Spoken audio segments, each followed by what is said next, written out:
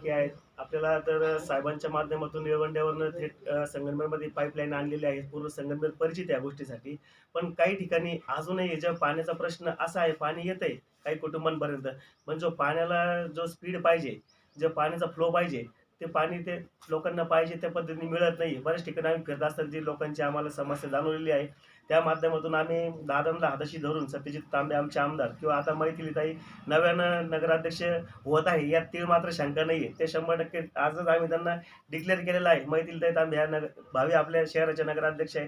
त्यांची कामाची पद्धत बघितली, ते उच्च शिक्षित आणि त्यांचं कामाची पद्धत एकदम धडाक्याने.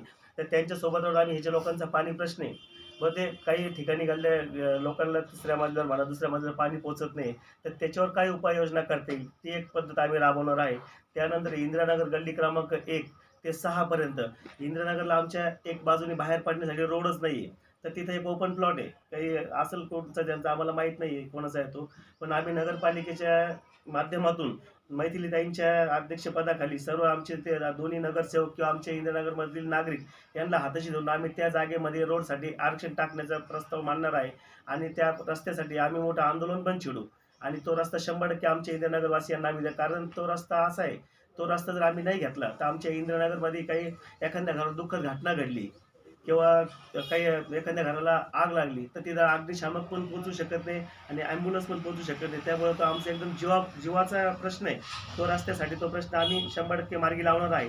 त्यानंतर गल्लीमध्ये एक छोटे-छोटे प्रश्न असे आहे का पोलवर लाईट आहेत, पण तिथं उजेड पडत नाही. मग ते लाईट मोठ्या प्रमाणात लावणं ठिकठिकाणी लाईटीचा विषय तो घेणार. काही कुटुंबामध्ये आता रस्ते होत जात असताना एक इंदिरानगर 40 वर्षापूर्वीपासून वसायला सुरुवात झालेली आहे. तर रस्ते होत गेले आणि रस्ते होत असताना पूर्वी लोकांच्या घरातून रोडवर उतरायला 4 पायऱ्या असायच्या. पण आज उलटी पद्धत झालेली आहे. लोकांना घरातून उतरण्यासाठी पायऱ्या आहेत. तर मी जे कामाचा धडाका माझ्या ते सांगणार आहे आमच्या मैथिलीताईंना. तर पूर्वी आपण काय करायचं, 1, 2, 3 फूट रस्ता खोदायचा आणि तो रस्ता खोदून तो मैला बाहेर काढून आणि मग रस्ता तयार करायचा. कारण आता इथून पुढे रस्ता करताना आम्ही ह्याच रोडवर परत दगडी टाका, मुरुम टाका हे करणार नाही आहे. कॉन्क्रिटीकरण पण होऊन देणार नाही आम्ही.